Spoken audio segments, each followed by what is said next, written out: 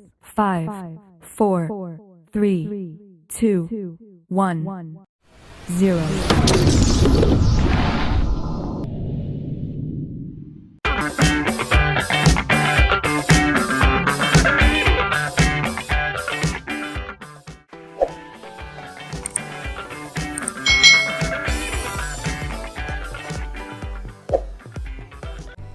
Hai, selamat datang di channel YouTube Kak Citra. Apa kabar adik-adik semuanya? Kak Citra berharap kalian dalam keadaan yang baik, sehat, dan siap untuk belajar ya.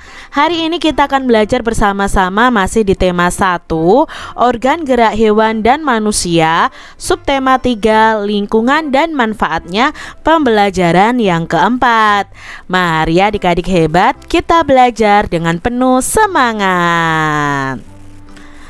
Adik-adik, apakah kalian tahu lagu Nenek Moyangku? Nenek moyangku seorang pelaut, gemar mengarung luas samudra, menerjang ombak, tiada takut, menempuh badai, sudah biasa. Angin bertiup, layar berkembang, ombak berdebur di tepi pantai. Pemuda berani maju sekarang, ke laut kita beramai-ramai. Kira-kira seperti itu lagunya ya. Mungkin suara Kak Citra tidak terlalu bagus untuk bernyanyi adik-adik. Nah, di lagu ini dikatakan bahwa nenek moyang kita itu seorang pelaut yang gemar mengarungi luas samudra. Nah, Lani senang sekali mendengar penjelasan mengenai kejayaan bahari nenek moyang dari ayahnya saat mengunjungi tempat produksi gerabah. Dia pun teringat akan sebuah lagu tentang kegagahan nenek moyang bangsa Indonesia dalam mengarungi lautan. Dia pun spontan menyanyikannya di hadapan ayah dan para pengrajin gerabah. Semua orang yang mendengarkannya senang dan terhibur. Kisah kejayaan bahari bangsa Indonesia sebagai negara maritim pada masa lalu membuat kita bangga. Nah, akankah masa-masa tersebut dapat terulang lagi sekarang dan ke depannya? Nah, mari adik-adik, di sini kita akan membaca tentang kapal pinisi, kapal penjelajah dunia. Kapal pinisi adalah sebuah kapal layar kebanggaan masyarakat dari Pulau Sulawesi Selatan. Bahkan juga menjadi kapal kebanggaan bangsa Indonesia. Nah, ketangguhan dan ketenaran kapal ini telah terdengar ke seluruh penjuru dunia. Sudah sejak sekitar abad 14, kapal pinisi ini berlayar dan menjelajah samudra di seluruh dunia.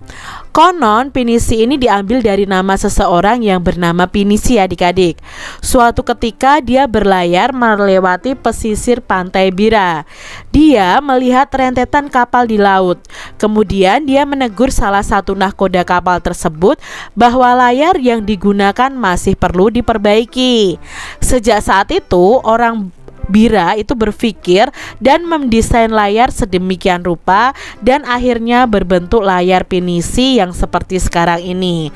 Nah, atas teguran orang tersebut, maka orang-orang Bira itu memberi layar itu dengan nama pinisi. Nah, kapal pinisi ini adalah kapal istimewa adik-adik. Kapal ini dibuat oleh tangan-tangan ahli tanpa menggunakan peralatan canggih dan modern. Seluruh bagian kapal itu terbuat dari kayu dan dirangkai tanpa menggunakan paku loh adik-adik. Meskipun demikian, kapal ini telah membuktikan ketangguhannya dalam mengarungi samudra dan menjelajah negara-negara dunia. Wow, hebat ya adik-adik ya. Banyak upacara atau ritual yang dilakukan dalam membuat kapal pinisi ini. Nah, mulai dari pencarian hari baik untuk memulai pembuatan, upacara atau ritual mengusir roh jahat saat akan menebang kayu yang akan digunakan untuk membuat kapal pinisi, lalu upacara atau ritual peletakan lunas dan pemasangan pengapit lunas, kemudian memasuki proses penggabungan dan pendempulan badan kapal. Nah, pada proses terakhirnya dilakukan peluncuran. Namun sebelumnya juga diadakan upacara atau ritual selamatan. Nah, semua upacara atau ritual ini dilakukan semata-mata untuk mengharapkan keselamatan dan kesejahteraan bagi pembuat, pemilik, dan penumpang kapal pinisinya. Wow, banyak ya adik-adik ya ritualnya ya. Nah, peluncuran kapal pinisi ini dilakukan pada saat air laut itu pasang dan matahari sedang naik. Nah, ketika kapal sudah mengapung di laut, barulah tiang dan layar akan dipasang. Kapal yang diluncurkan biasanya sudah siap dengan awaknya. Adapun kepala tukang itu bertindak sebagai pelaksana utama upacara dan duduk di sebelah kiri. Doa dan mantra pun akan diucapkannya. Walaupun terbuat dari kayu adik-adik, kapal ini tuh mampu bertahan dari terjangan ombak besar di laut lepas loh. Nah, kapal pinisi ini satu-satunya kapal kayu besar dari sejarah masa lampau yang masih diproduksi hingga sekarang. Nah, kapal pinisi ini umumnya memiliki 2 tiang layar utama dan 7 buah layar. Nah, 2 tiang layar pada pinisi ini menimbulkan 2 kalimat syahadat, sedangkan ke-7 layarnya itu melambangkan jumlah ayat dalam surat Al-Fatihah. Nah, ini untuk umat agama Islam ya. Nah, ada beberapa jenis kapal pinisi, tetapi yang pada umumnya itu hanya ada 2 jenis ya. Yang pertama adalah lamba atau lambo. Nah, merupakan pinisi modern yang dilengkapi dengan motor diesel adik-adik. Lalu yang kedua ada palari. Ini merupakan bentuk awal pinisi yang melengkung dan ukurannya kecil dibandingkan dengan lamba. Nah, kapal pinisi ini biasanya digunakan sebagai kapal pengangkut barang antar pulau. Namun di era modern seperti sekarang ini, pinisi itu sebagai kapal barang itu berubah menjadi kapal pesiar mewah. Nah, pinisi ini dibuat dengan interior yang mewah dan dilengkapi dengan peralatan menyelam dan peralatan permainan wisata bahari. Nah, kapal pinisi ini dijadikan lambang salah satu gerakan WWF, yakni Show Sharks ya. Gerakan ini merupakan gerakan untuk menyelamatkan dan pelestarian hiu. Nah, membanggakan sekali ya adik-adik ya kapal pinisi dari Sulawesi ini. Nah, adik-adik, dari bacaan tadi mari kita temukan ide pokok dari masing-masing paragraf. Dari paragraf 1 sampai paragraf 10 ya adik-adik ya. Nah, paragraf 1 itu adalah kapal pinisi ini sebuah kapal layar kebanggaan masyarakat Sulawesi Selatan, bahkan juga menjadi kapal kebanggaan dari bangsa Indonesia. Lalu paragraf kedua, ide pokoknya, konon pinisi ini diambil dari nama seorang yang bernama Pinisi. Lalu di paragraf ketiga, kapal pinisi ini adalah kapal istimewa. Lalu yang keempat, paragraf keempat itu banyak upacara atau ritual yang dilakukan dalam membuat kapal pinisi. Ide pokok paragraf kelima bahwa peluncuran kapal pinisi itu dilakukan saat air laut itu pasang dan matahari sedang naik. Di paragraf ke-6, walaupun terbuat dari kayu, kapal ini mampu bertahan dari terjangan ombak besar di laut lepas. Lalu paragraf ke-7, ide pokoknya, kapal pinisi ini umumnya memiliki 2 tiang layar utama dan 7 buah layar. Lalu ide pokok paragraf ke-8, itu ada beberapa jenis kapal pinisi, namun pada umumnya hanya ada 2 jenis. Paragraf ke-9, itu kapal pinisi dilakukan biasanya digunakan sebagai kapal pengangkut barang ya, ini barang seharusnya antar pulau, namun di era modern seperti sekarang ini dijadikan kapal pesiar mewah. Lalu di paragraf yang terakhir, kapal pinisi ini dijadikan lambang salah satu gerakan WWF, yakni Show Sharks ya, seperti itu, pelestarian hiu. Nah, adik-adik, jika nenek moyang kita saja mampu berjaya dengan konsep negara maritimnya, maka sudah seharusnya lah kita sebagai negara penerus juga bisa berjaya juga. Nah, banyak faktor yang bisa menjadikan bangsa kita jaya. Telah dibahas pada pembelajaran sebelumnya berbagai potensi kemaritiman dan kepulauan di Indonesia. Nah, potensi-potensi tersebut harus kita Manfaatkan adik-adik secara maksimal dan bertanggung jawab untuk mewujudkan cita-cita bangsa Indonesia. Nah, adik-adik, pada pembelajaran sebelumnya nih, kita telah mengetahui pengaruh kondisi geografis bangsa Indonesia sebagai negara maritim atau kepulauan terhadap ekonomi dan sosial masyarakatnya. Nah, sekarang kita akan pelajari pengaruhnya terhadap kehidupan budaya dan transportasi masyarakat Indonesia. Nah, kita belajar ya di sini kok pengaruh kondisi geografis Indonesia sebagai negara maritim terhadap budaya dulu. Budaya di masyarakat. Nah, kondisi geografis itu berupa kepulauan yang terdiri atas lebih dari 13.000 pulau dan tersebar dari Sabang sampai Merauke yang mengakibatkan adanya beragamnya budaya bangsa Indonesia. Nah, masing-masing daerah atau pulau itu memiliki budayanya masing-masing yang berbeda dengan daerah atau pulau yang lainnya, adik-adik. Nah, masyarakat Indonesia ini terdiri atas ratusan suku bangsa yang tersebar di lebih dari 13.000 pulau. Nah, setiap suku itu memiliki karakteristiknya masing-masing. Salah satunya adalah budayanya.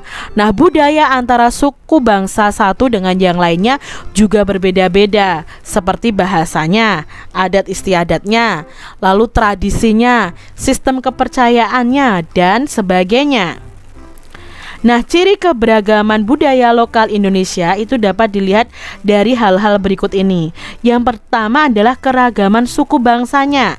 Nenek moyang bangsa Indonesia itu berasal dari Yunan, Cina Selatan. Mereka berimigrasi kemudian bercampur dengan penduduk indigenous dan Indo-Aryan dari Asia Selatan. Kemudian terus berkembang hingga membentuk suku-suku bangsa. Nah, suku-suku bangsa di Indonesia ini diklasifikasikan menjadi 19 suku bangsa Indo. Lalu ada keberagaman bahasa. Nah, Indonesia ini masuk dalam rumpun bahasa Austronesia atau Australia dan Asia. Rumpun ini terbagi menjadi 2 subrumpun, yakni bahasa Austronesia Barat atau Indonesia Melayu dan bahasa Austronesia Timur atau Polinesia.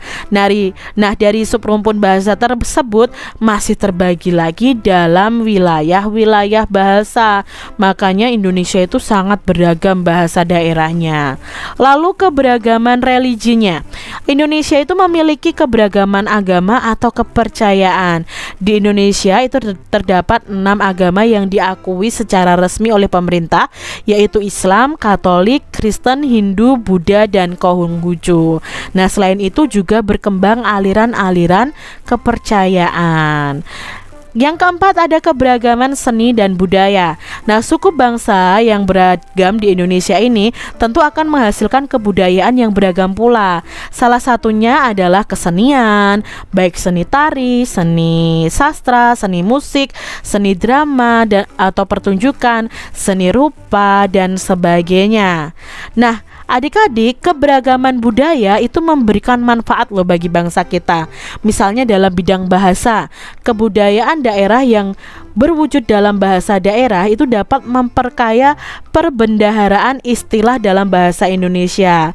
Nah, sementara itu dalam pariwisata, potensi keberagaman budaya itu dapat dijadikan sebagai objek atau tujuan wisata sehingga bisa menghasilkan devisa bagi bangsa. Nah, ini adik-adik ya. Lalu pemikiran yang timbul dari sumber daya di daerah-daerah ini bisa menjadi acuan bagi pembangunan nasional. Adik-adik, adapun dampak dari segi kebudayaan diantaranya ialah sebagai berikut. 1. Karena mudahnya pengaruh luar itu masuk ke Indonesia, maka masyarakat Indonesia itu lebih mengenal budaya asing.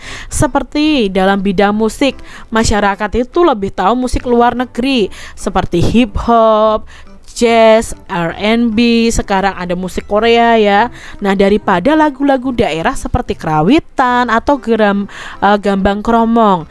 Nah, tidak hanya pada lagu, budaya lain seperti tari-tarian dan bahasa pun mulai luntur loh adik-adik, karena ada pengaruh dari budaya luar yang masuk ke Indonesia. Jangan sampai ya adik-adik ya, kalian harus mau belajar budaya kita sendiri. Lalu yang kedua, tontonan dan adegan film yang kurang bahkan tidak pantas itu membawa efek buruk bagi bangsa Indonesia. Sebagian besar adegan tersebut ditiru oleh artis-artis dalam negeri dan masyarakat itu menganggapnya sebagai gaya hidup, semacam pusat gaya yang perlu ditiru terutama oleh anak muda. Padahal itu membuat turunnya nilai moralitas suatu bangsa. Yang ketiga, dikenalnya kebudayaan Indonesia akibat ramainya perdagangan dan pariwisata yang ada di Indonesia. Dan yang keempat, timbulnya beraneka ragam kebudayaan dan akibat pengaruh dari luar. Nah, contohnya wayang di Jawa yang terinspirasi dari cerita India dan hukum adat di Aceh yang terpengaruh oleh hukum Islam. Nah, adik-adik, coba kita akan beri tanda centang nih pada gambar yang menunjukkan budaya asli Indonesia dan memberikan tanda silang pada gambar yang menunjukkan budaya hasil dari percampuran atau peleburan dengan budaya dari luar negeri. Nah, yang pertama, keroncong itu bukan berasal dari Indonesia. Ini dari bangsa barat ya adik-adik ya, tetapi karena datang di Indonesia lalu akhirnya bercampur di Indonesia. Nah, seakan-akan keroncong ini asli Indonesia. Lalu kalau reok Ponorogo itu jelas asli dari Indonesia. Tari kecak ya, ini adalah tari tradisional Bali, ini adalah tari asli Indonesia. Sedangkan untuk barongsai itu berasal dari Cina ya adik-adik ya, yang datang ke Indonesia lalu bercampur dengan kebudayaan di Indonesia. Nah, adik-adik perhatikan gambar berikut ini. Ini adalah budaya-budaya yang ada di Indonesia ya. Nah, dari gambar ini kalian bisa hubungkan dengan garis antara identitas budaya daerah dengan provinsi asalnya. Misalnya seperti ini nih adik-adik ya, jika ditarik garis lurusnya ya, mana yang berasal dari Jawa Tengah, Jawa Timur, kalian bisa mencari secara detail melalui internet nih ya tentang budaya-budaya di Indonesia. Sekarang adik-adik kita akan belajar tentang pengaruh kondisi geografis Indonesia sebagai negara maritim terhadap transportasi ya. Tadi terhadap budaya, ekonomi dan sosial, sekarang terhadap transportasi masyarakat. Nah, wilayah Indonesia ini luas berupa kepulauan dan disatukan oleh laut yang sangat mempengaruhi kondisi transportasi yang ada. Nah, jalur strategis yang biasa digunakan untuk menghubungkan antar pulau satu dengan pulau lain adalah jalur laut dan jalur udara. Adapun jenis dan moda transportasi yang efektif itu digunakan adalah kapal laut dan pesawat terbang. Lalu adapun jalur darat itu ada moda transportasi kereta api, bis dan mobil yang digunakan untuk menghubungkan daerah satu dengan daerah lainnya atau antar satu pulau dengan pulau yang lainnya. Nah, penggunaan pesawat sebagai moda transportasi penghubung antar pulau harus didukung dengan sarana pendukung. Nah, sarana pendukung untuk pesawat adalah tersedianya bandar udara atau bandara ya, serta lapangan udara. Nah, untuk pulau-pulau besar dan kota-kota besar dibangunlah bandara yang mampu menampung pesawat-pesawat besar. Sedangkan di pulau-pulau kecil dibangunlah lapangan udara yang hanya mampu menampung pesawat kecil atau nama lainnya adalah pesawat perintis adik-adik. Begitu pula dengan penggunaan kapal sebagai moda transportasi penghubung antar pulau harus didukung dengan ketersediaan pelabuhan yang memadai. Nah, ketersediaan pelabuhan yang memadai dan jumlah kapal yang banyak itu bisa meningkatkan mobilitas masyarakat antar pulau, karena pengguna moda transportasi kapal itu dirasa masih lebih murah jika dibandingkan menggunakan pesawat, sehingga masyarakat itu lebih banyak memilih untuk menggunakan kapal untuk bepergian antar pulau. Tiketnya saja mahal tiket pesawat adik-adik, tapi kan cepat ya kalau pakai pesawat. Misalnya dari Jawa ke Kalimantan misalnya, kalau naik pesawat butuh waktu hanya 1 jam, tetapi kalau naik kapal bisa berhari-hari, seperti itu. Nah, jika penyediaan dan penggunaan moda transportasi antar pulau itu memadai, akan sangat membantu kehidupan masyarakat. Mengingat luas wilayah Indonesia yang sangat luas dan berupa kepulauan, sehingga mempengaruhi pemerataan program pembangunan dan hasil-hasilnya, sehingga kemajuan tidak hanya berpusat pada daerah-daerah tertentu saja. Ada daerah yang sangat maju, namun ada daerah yang masih sangat tertinggal. Harga barang kebutuhan di satu pulau berbeda dengan harga kebutuhan di pulau lain. Nah, hal tersebut merupakan contoh kecil dampak negatif kondisi geografis bangsa Indonesia sebagai negara maritim atau kepulauan. Nah, adapun dampak positifnya, khususnya bagi perkembangan alat transportasi, adalah terpacunya bangsa Indonesia untuk membangun dan mengembangkan industri pesawat dan perkapalan adik-adik. Nah, adik-adik coba perhatikan peta berikut ini. Ini adalah peta penerbangan ya, peta penerbangan Garuda Indonesia, rute penerbangan pesawat Garuda Indonesia ya, Garuda Indonesia rute ya di sini ya.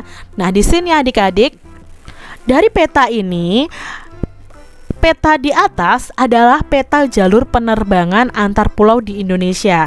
Sekarang coba adik-adik bisa tidak sebutkan bandara-bandara dan lapangan udara di tiap-tiap provinsi di Indonesia. Nah, Indonesia itu kan ada 34 provinsi. Di sini Kak Citra hanya akan menyebutkan beberapa saja ya provinsi. Provinsi yang ada bandaranya dan apa nama bandaranya. Nah, ini di Nagro Aceh Darussalam itu yang terkenal bandaranya adalah Sultan Iskandar Muda dan Cut Nyak-Dien ya, dan masih banyak lagi. Lalu di Sumatera Utara ada Bandar Udara Kuala Namu ya. Sumatera Barat ada Minangkabau International Airport. Lalu di Riau itu ada Sultan Syarif Kasim II. Di Kepulauan Riau ya, di Kepri. Nah, ini ada Raja Haji Fisabilillah ya, itu di Tanjung Pinang. Lalu di Batam itu ada Hang Nadim ya. Lalu di Jambi ada nama bandaranya Depati Parbo. Lalu di Sumatera Selatan ada Sultan Mahmud Badarudin II ya. Nah, di sini Bangka Belitung ada Depati Amir, di Bengkulu ada Enggano, di Lampung ada Pekonsrai dan Gatot Subroto. Lalu di Banten ada Soekarno-Hatta, itu sangat terkenal. Di Jakarta ada Halim Perdana Kusuma. Lalu di Jawa Barat itu ada Hussein Sastragara. Lalu di Jawa Tengah itu ada Ahmad Yani, ada Adi Sumarmo. Lalu di Yogyakarta itu ada Adi Sujipto. Lalu di Jawa Timur itu ada Bandara Juanda ya. Di Bali itu ada Ngurah Rai. Lalu di Nusa Tenggara Barat ada Lombok Praya ya. Lalu di Nusa Tenggara Timur ada El Tari dan sebagainya. Kalimantan Barat ada Supadio. Lalu di Kalimantan Timur ada Sultan Haji Muhammad Sulaiman Sepinggan. Nah, itu nama bandaranya. Di Kalimantan Tengah ada Iskandar ya, Bandara Iskandar. Lalu di Kalimantan Selatan ada Syamsuddin Nur. Di Kalimantan Tenggara ada Juwata. Sulawesi Barat ada Bandar Udara Tampa Padang. Lalu di Sulawesi Utara itu ada Samratulangi. Sulawesi Tengah ada Kasiguncu. Sulawesi berikutnya ada Beto Ambari ya, adik-adik ya. Lalu kita lihat di sini Sulawesi Selatan ada Sultan Hasanuddin. Gorontalo ada Bandar Udara Internasional Jalaluddin ya. Maluku Utara ada Emalamo ya, di Maluku ada Patimura, di Papua Barat ada Abreso, lalu di Papua ada Bandar Udara Sentani. Itu tadi nama-nama bandara yang ada di pulau-pulau di Indonesia. Lalu ini ada peta jalur pelayaran di Indonesia. Nah, ini ada di kota-kota besar dan jalur pelayarannya. Nah, peta di atas adalah peta jalur pelayaran antar pulau di Indonesia. Coba sekarang sebutkan nama pelabuhan di tiap-tiap provinsi di Indonesia. Nanggro Aceh Darussalam itu ada pelabuhan namanya Krueng Geukuh ya. Maaf kalau Kak Citra salah menyebutkannya ya. Lalu di Sumatera Utara ada Pelabuhan Tanjung Balai, Sumatera Barat ada Teluk Bayur, Riau ada Sungai Pakning, di Kepulauan Riau ada Sekupang ya, di Jambi ada Pelabuhan Jambi, di Sumatera Selatan ada Pelabuhan Tanjung Api-Api. Ini juga terkenal. Di Bangka Belitung itu ada Pelabuhan Tanjung Pandan, di Bengkulu Pelabuhan Bengkulu, di Lampung itu Pelabuhan Bakahuni, di Banten itu ada Pelabuhan Merak, Jakarta itu Pelabuhan Sunda Kelapa, di Jawa Barat itu ada Pelabuhan Cirebon, di Jawa Tengah ada Tanjung Mas ya, terus di Yogyakarta itu ada Pelabuhan Tanjung Adikarto. Lalu di Jawa Timur ada Pelabuhan Batu Gulu ya. Lalu di Bali ada Pelabuhan Gilimanuk, di NTB ada Lembar, di NTT ada Waingapu, lalu di Kalimantan Barat ada Dwi Kora. Nah, ini ya adik-adik ya, dari Kalimantan Timur, Kalimantan Tengah, Kalimantan Selatan, Tenggara ya. Masing-masing pulau ini memiliki pelabuhan-pelabuhan sehingga bisa para warganya itu ya, kita sebagai masyarakat itu bisa menggunakan transportasi laut ya. Jadi kita bisa ke pulau lain menggunakan transportasi laut ya, yang menggunakan pelabuhan ya. Ini tadi ya dari 34 provinsi yang ada di Indonesia. Nah, adik-adik, kemajuan dan perkembangan bidang transportasi antar pulau akan makin memperkuat persatuan dan kesatuan bangsa. Oleh karena akan meningkatkan mobilitas antar pulau sehingga akan memungkinkan terjadinya persebaran dan pertukaran sistem nilai dan budaya antar pulau.